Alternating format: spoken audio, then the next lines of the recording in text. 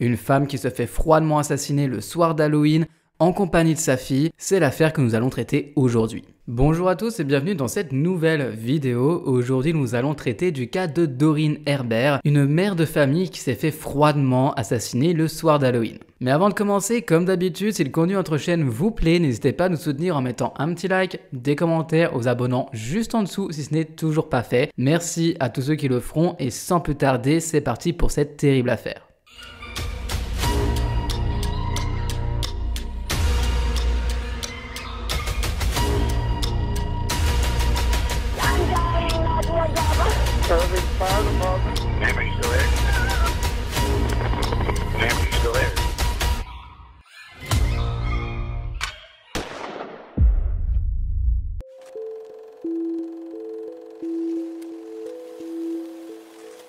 Née en 1952, Doreen Herbert a grandi dans une famille aimante dans la banlieue de San José, en Californie. Ceux qui la connaissaient ont décrit cette dernière comme étant une jeune femme douce, généreuse et surtout très gentille. Ces qualités sont d'ailleurs ce qui l'a très probablement conduite à une carrière où elle pouvait aider les autres en tant que physiothérapeute, un métier pour ceux qui ne le savent pas, qui consiste à intervenir auprès de personnes atteintes d'une incapacité physique de nature orthopédique, rhumatimale, cardio-respiratoire ou neurologique en vue de rétablir leur fonctionnement physique optimal.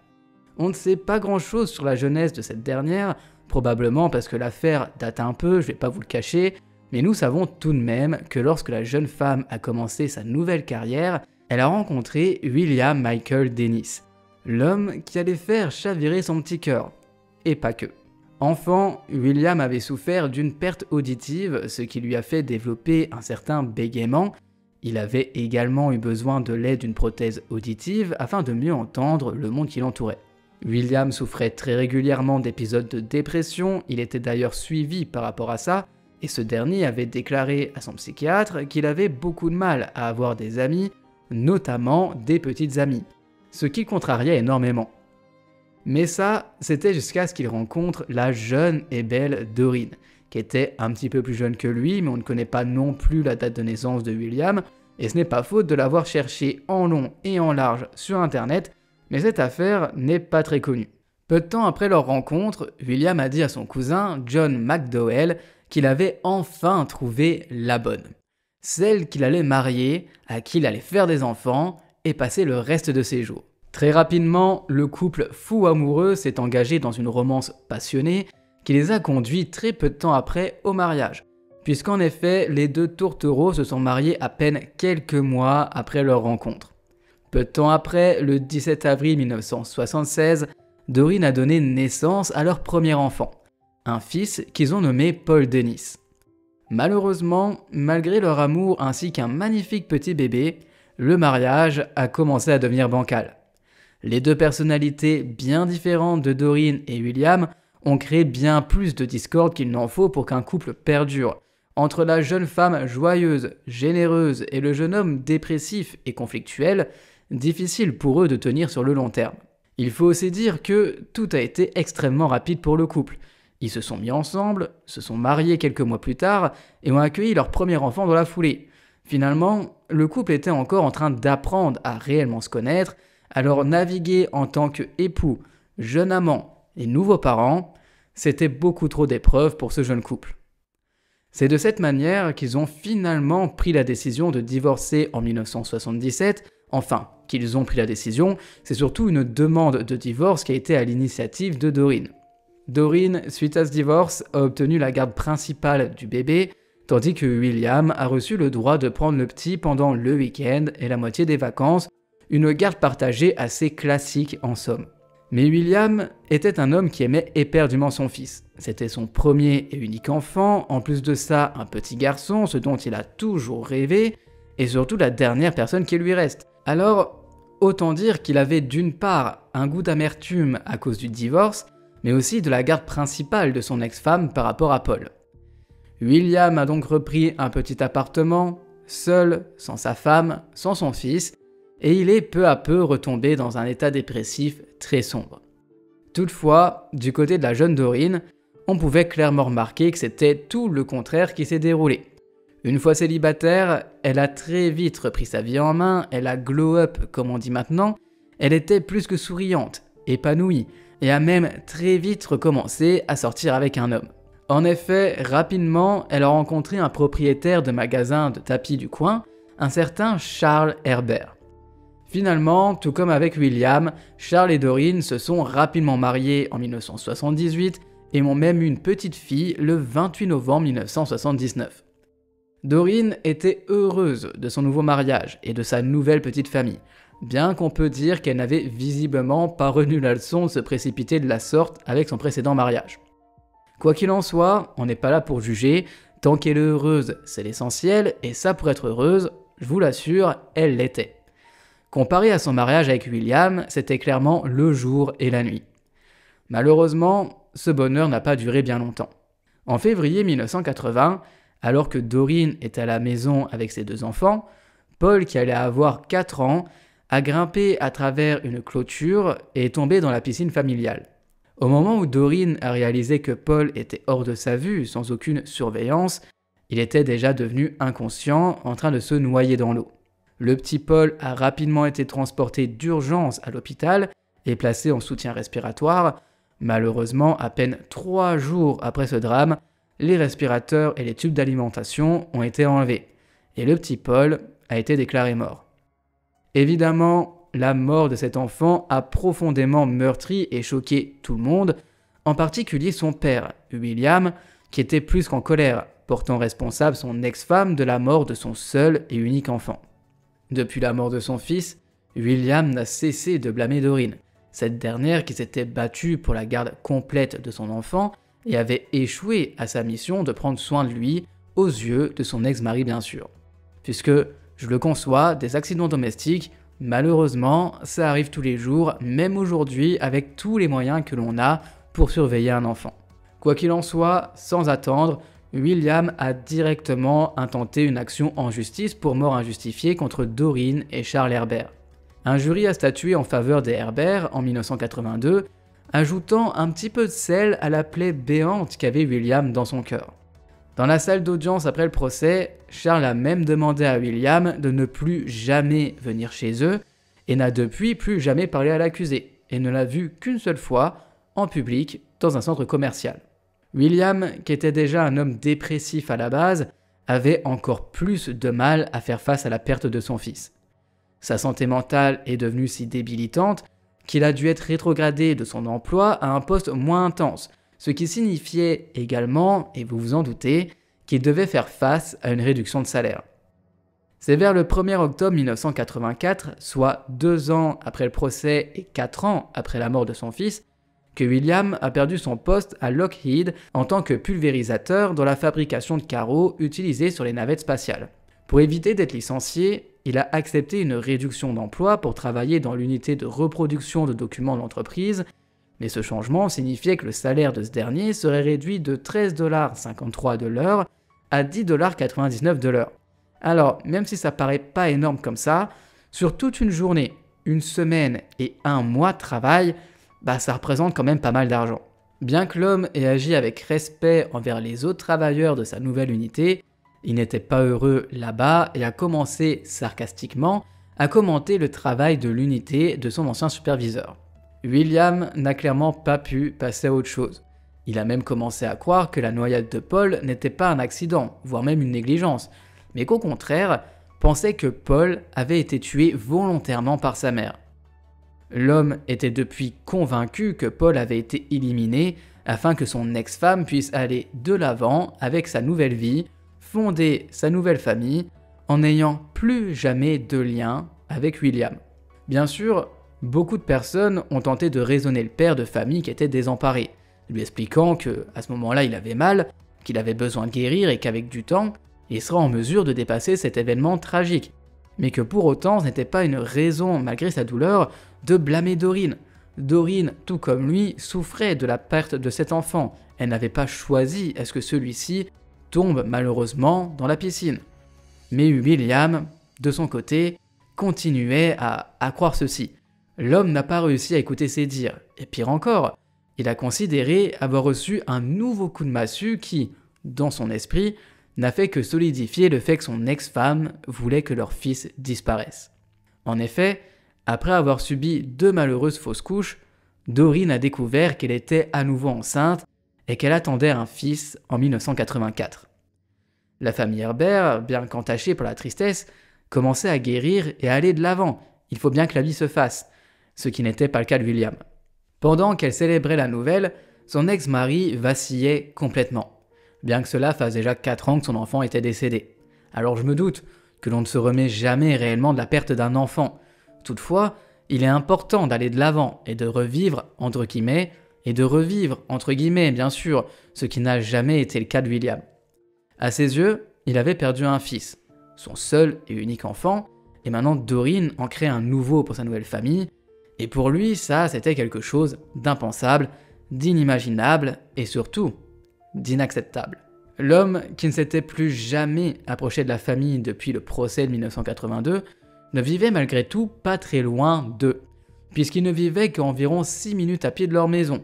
Autant dire que cette proximité n'était clairement pas saine et ne faisait qu'alimenter sa colère et sa haine envers la famille Herbert. Pour William, voir son ex-femme et sa nouvelle famille aller de l'avant ne faisait que l'irriter encore plus au quotidien. Il y pensait quotidiennement et alimentait sans cesse ses croyances déformées par sa colère, selon lesquelles Doreen n'avait pas assez souffert de la noyade de Paul.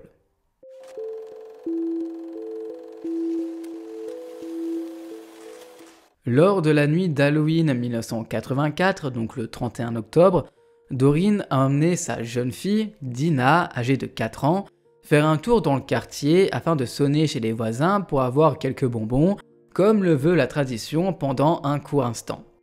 Charles avait distribué des bonbons à la maison lorsque des enfants sonnaient chez eux jusqu'au retour de sa femme et de sa fille, et est ensuite parti du domicile pour aller acheter plus de bonbons et aussi un petit peu d'alcool. Charles n'était pas parti bien longtemps, à peine une quinzaine de minutes. Une course donc très rapide, et pourtant suffisamment longue pour qu'en revenant, sa vie est complètement volée en éclats. Vers 21h, tandis que Charles faisait sa fameuse course, et que Doreen, accompagnée de sa fille, était rentrée au domicile, il y a eu un coup fort à la porte d'entrée. Doreen, pensant que c'était des enfants venus chercher des bonbons, a naturellement ouvert la porte avec sa jeune petite fille âgée de 4 ans qui l'attendait juste derrière.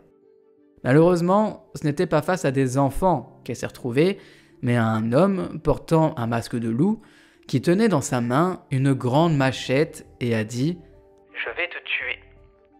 Doreen a hurlé pour que l'homme parte alors que ce dernier commençait à entrer à l'intérieur de la maison. Lorsque Charles est entré du magasin, à peine quelques minutes plus tard, il a de suite su que quelque chose d'étrange était produit en voyant que sa porte d'entrée était déverrouillée. Alors qu'il est entré à l'intérieur de sa maison, il a été frappé par la vue et l'odeur du sang. L'entrée de son domicile, qui respirait la joie avant son départ, ressemblait à présent à une scène d'horreur digne des plus grands films. Charles a vu le fœtus de 8 mois dans le salon. Il a d'abord pensé que Doreen avait fait une fausse couche. Ça n'aurait été finalement que la 3e fois, donc ça ne l'a pas spécialement choqué au premier abord. Puis, le pire, il a vu la main coupée de sa femme allongée dans le salon avec une partie du fœtus. Directement, il a essayé d'arrêter le saignement de sa femme en lui tenant le bras serré, mais il a également vu qu'il avait de graves coupures au niveau du cou et de l'estomac. Avant d'appeler le 911, Charles a immédiatement cherché sa fille à l'intérieur de la maison, craignant que cette dernière ait également subi l'attaque du monstre qui s'en est pris à sa femme enceinte, mais heureusement, il l'a trouvée bel et bien vivante, cachée dans le salon, alors il l'a amenée dans la cuisine pour qu'elle ne puisse voir plus d'horreur de ce qu'elle n'avait déjà vu. En se rendant au téléphone, Charles a glissé et tombé dans le sang de sa femme, ajoutant encore plus de sang et d'horreur à la quantité substantielle qu'il avait déjà sur lui-même. Charles a continué à essayer d'arrêter le saignement de Doreen en attendant de l'aide, et plus tard, lors du procès, il a dit que Dina lui avait dit qu'elle avait entendu le bébé pleurer, et qu'elle lui a également dit, et a d'ailleurs dit plus tard à la voisine Jenny Chapman, que l'homme qui a tué Doreen avait menacé de la tuer si elle le disait à quelqu'un. Quoi qu'il en soit, à l'arrivée des premiers secours, ils ont trouvé Charles couvert de sang et complètement hystérique, une réaction finalement plus que normale vu l'ampleur de l'attaque, et vous allez vite comprendre pourquoi. L'homme ne pouvait qu'être sous le choc.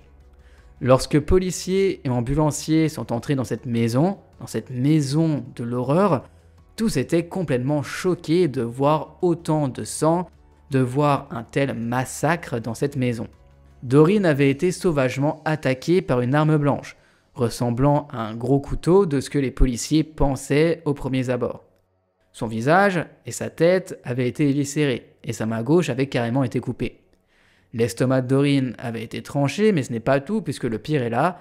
L'homme avait retiré son fœtus de 8 mois de l'utérus avant de hacher son petit corps en petits morceaux. La scène était si atroce que même des années plus tard, les détectives sur les lieux cette nuit-là pouvaient encore se souvenir que le couloir avait l'air d'avoir été peint en rouge avec du sang, ainsi que de cette fameuse citrouille, comme vous le voyez sur la photo, assise sur une chaise, ajoutant de l'étrangeté à la scène déjà bien macabre, décrivant cette dernière comme complètement étrange, complètement bizarre. Mais encore plus surprenant, malgré tout ça, toute cette torture inimaginable que la femme avait subie, Doreen s'accrochait toujours à la vie.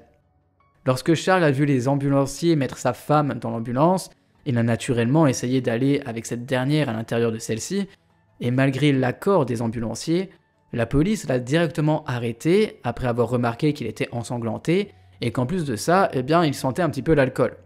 Les policiers l'ont laissé menotter dans la voiture de patrouille pendant toute l'heure suivante, tandis que l'homme, choqué, en colère, ne cessait de crier, de pleurer et de donner des coups aux fenêtres de la voiture en étant complètement hystérique, et franchement, je ne vais pas le blâmer.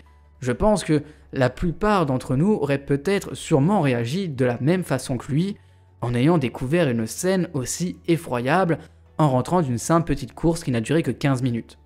Le tueur avait jeté son masque de loup à l'extérieur de la porte d'entrée et avait coulé toute une traînée de sang jusque devant le trottoir, où il semblait qu'il était entré dans une voiture garée juste devant la maison.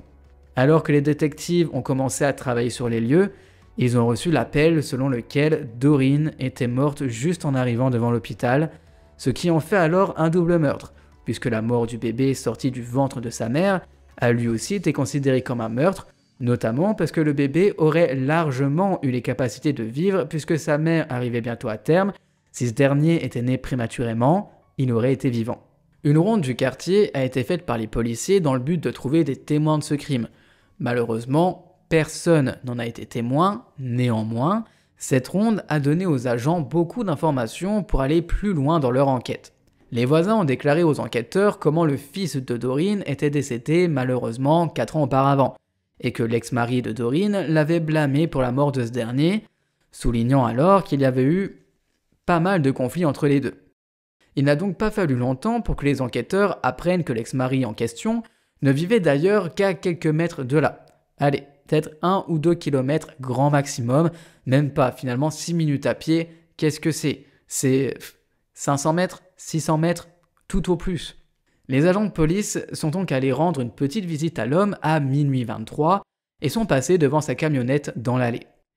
Alors que l'officier faisait briller sa lampe de torche à l'intérieur de ce véhicule, il a remarqué ce qui ressemblait à du sang sur le volant ainsi que sur le levier de vitesse. Déjà là, ça sent pas bon. Personne n'a répondu lorsque les agents ont frappé à la porte d'entrée, mais ils pouvaient, malgré tout, voir des lumières allumées et entendre l'eau couler. L'homme était peut-être sous la douche, raison pour laquelle il ne répondait pas. Mais outre le fait que l'homme prenait peut-être une douche comme vous et moi on en prend une, rien de très étonnant là-dedans, les enquêteurs ont avant tout partagé à ce moment-là une pensée selon laquelle leur principal suspect était à l'intérieur en train de laver les preuves du meurtre fraîchement commis. Après avoir frappé à nouveau, William est finalement apparu en robe de chambre pour leur ouvrir la porte. Les agents ont brièvement expliqué à l'homme que son ex-femme venait d'être froidement assassinée et ont remarqué que ce dernier ne semblait pas forcément surpris ni inquiet, bien au contraire. Il les a plutôt invités à rentrer histoire de discuter un petit peu, disant que de toute façon, il n'avait rien à cacher. Les agents lui ont posé des questions sur le bandage qu'il avait sur sa main et il a répondu qu'il venait de se couper accidentellement en jouant avec un couteau, une petite blague bien morbide lorsque l'on connaît la vérité. William leur a dit d'une manière très sereine qu'il pouvait très bien fouiller sa maison s'il le désirait, lorsque les agents lui ont demandé s'il pouvait, éventuellement, faire un petit tour dans son domicile histoire de voir s'il n'y avait rien de louche. Durant leur brève fouille au domicile de l'homme, les policiers ont trouvé du sang dans de nombreux endroits, ainsi que des vêtements sales qui portaient justement beaucoup de traces de sang, et selon les officiers, il y avait bien plus de sang que ce qui aurait pu venir d'une blessure au couteau à sa main. Un officier est alors retourné près de William, lui a expliqué qu'au vu de sa blessure et de tout le sang retrouvé sur ses vêtements ainsi que le sol de sa maison, qu'il mettait ce dernier en état d'arrestation pour meurtre, avant de menotter celui-ci. Une équipe médico-légale a été appelée dans la foulée pour effectuer une fouille complète de la propriété. Sur place, l'équipe a trouvé un reçu d'une quincaillerie pour une hachette de 45 cm. Mais la scène la plus effrayante s'est située dans le garage, et n'était qu'une autre couche du plan prémédité sur lequel William avait travaillé. À l'intérieur de son garage se trouvaient 2 cercueils faits à la main, un qui était destiné à Charles et un légèrement plus petit pour Doreen. Il y avait également des sacs mortuaires, des poids et des cartes de la baie de San Francisco que les enquêteurs pensaient être le dernier lieu de repos pour Charles et Doreen, selon les plans très macabres de William. La nuit où l'accusé a été arrêté, il a renoncé à tous ses droits et a accepté un interrogatoire enregistré avec la police vers 2h30 du matin. Au cours de l'interrogatoire, l'accusé a nié avoir tué Doreen et a déclaré qu'il était à la maison depuis qu'il avait terminé le travail aux environs de 16h. Il a brièvement marché dehors devant la maison à quelques reprises parce que peu d'enfants s'étaient arrêtés pour des bonbons, et son récit finalement s'arrête là. Interrogé sur ses fameux costumes d'Halloween, William en a décrit plusieurs qu'il avait portés lors de fêtes où il allait auparavant, notamment avec son ex-femme, mais il a omis de mentionner le masque de loup qu'il portait à la fête de l'année précédente.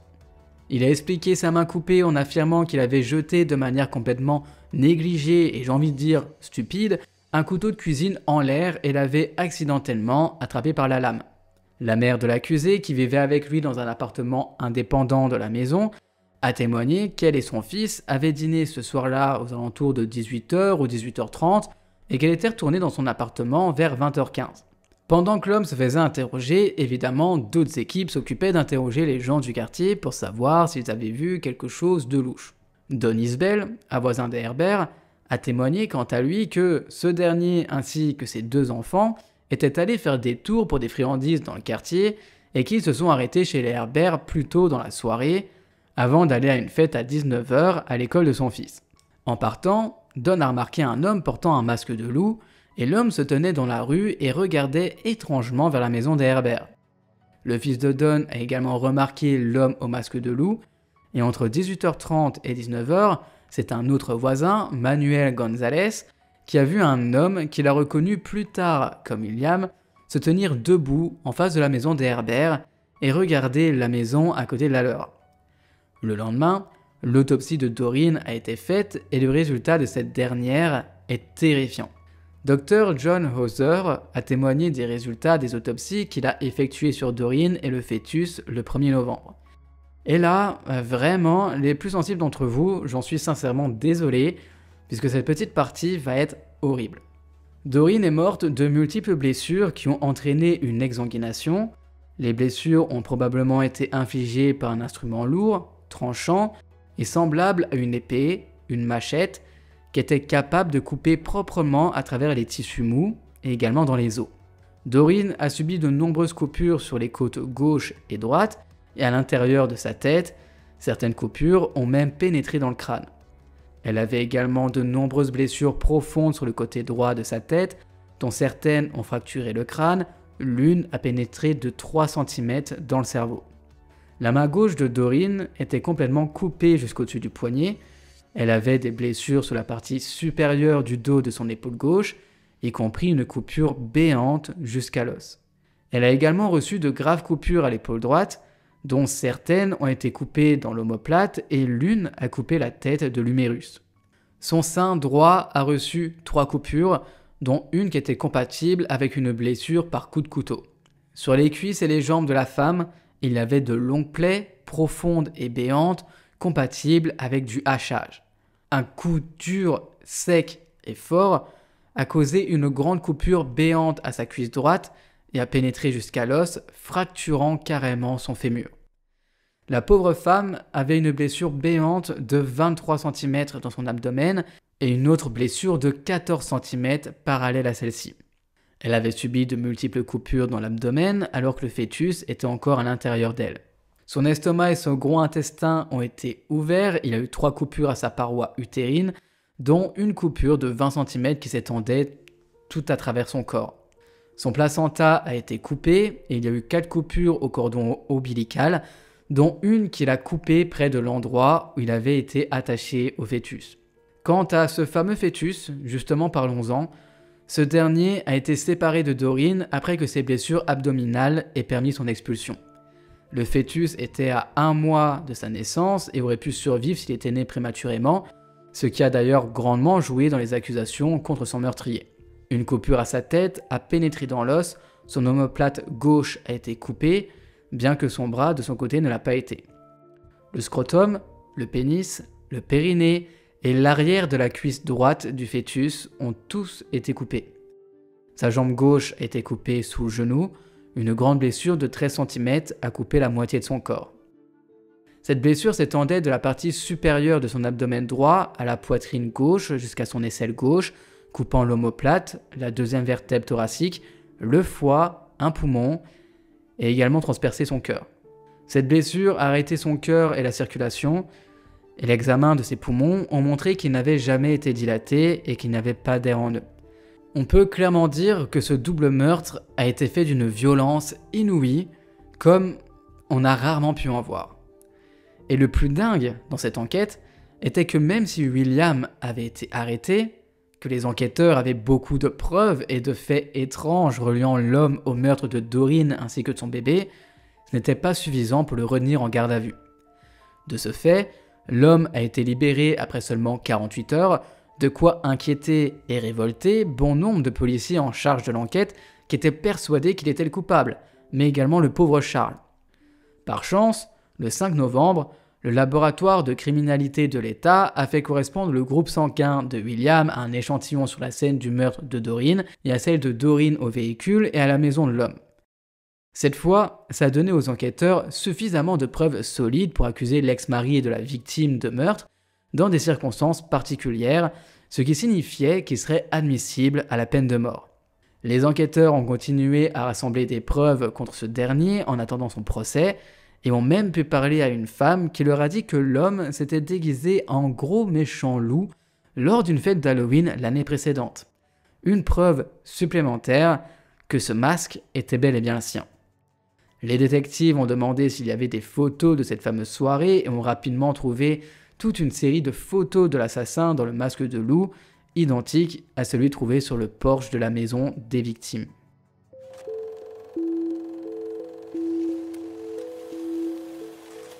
William, qui avait initialement plaidé non coupable, a finalement changé son plaidoyer de non-culpabilité à coupable avant que le procès ne débute. En juillet 1988, il a plaidé coupable de meurtre au premier degré dans la mort de Doreen et de meurtre au deuxième degré dans la mort de son enfant à naître. Durant le procès, l'avocat de l'accusé a fait valoir que les meurtres résultaient d'une maladie mentale et n'étaient clairement pas prémédités ou encore délibérés. William a présenté un témoignage psychiatrique selon lequel il est devenu délirant après que son fils de 4 ans, Paul, se soit noyé dans la piscine de Doreen 4 ans plus tôt.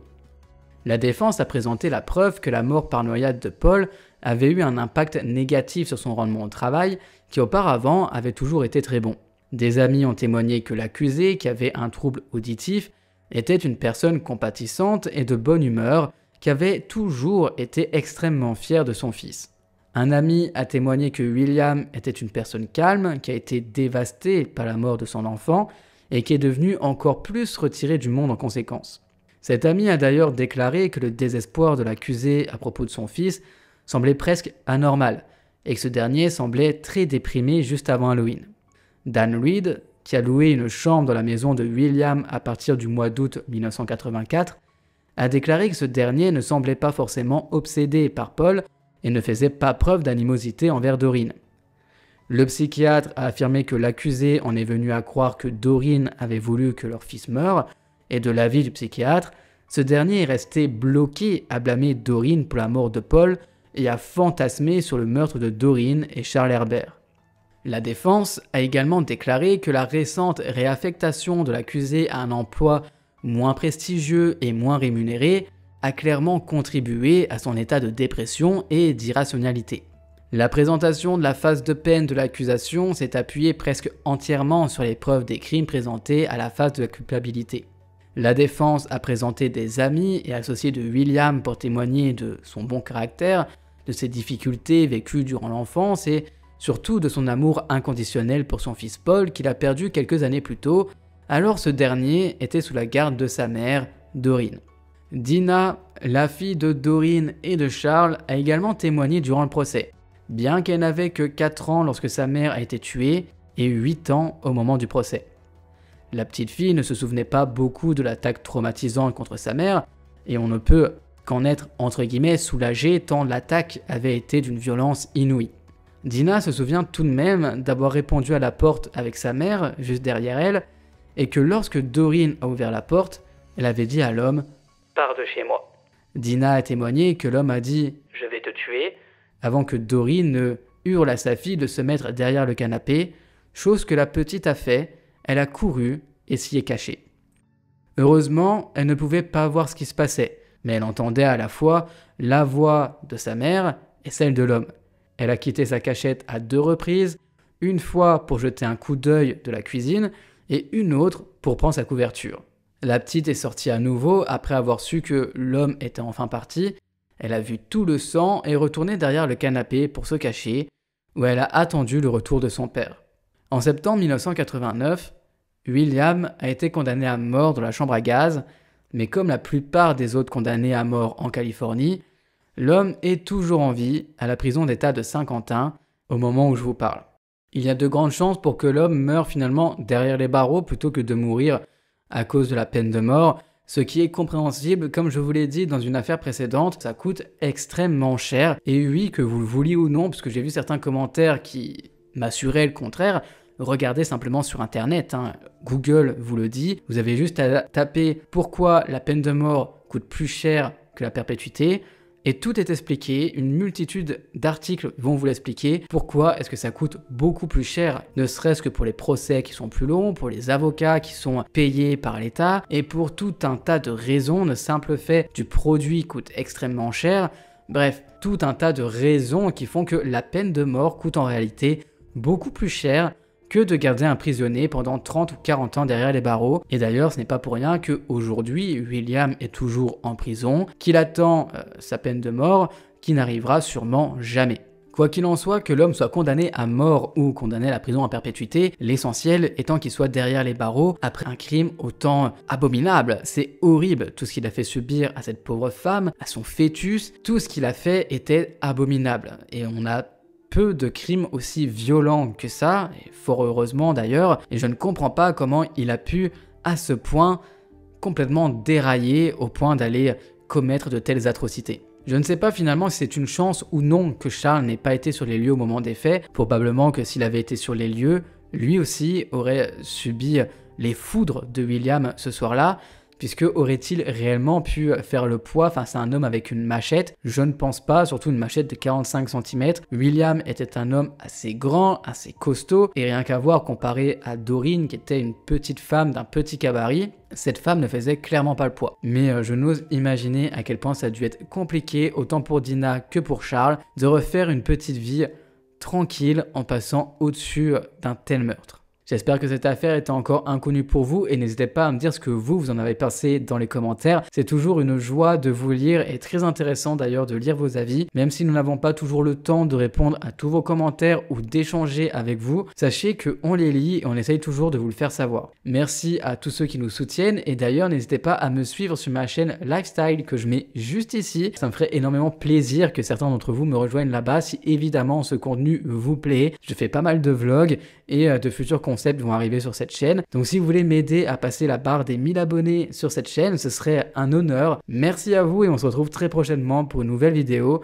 Passez une bonne soirée. Ciao!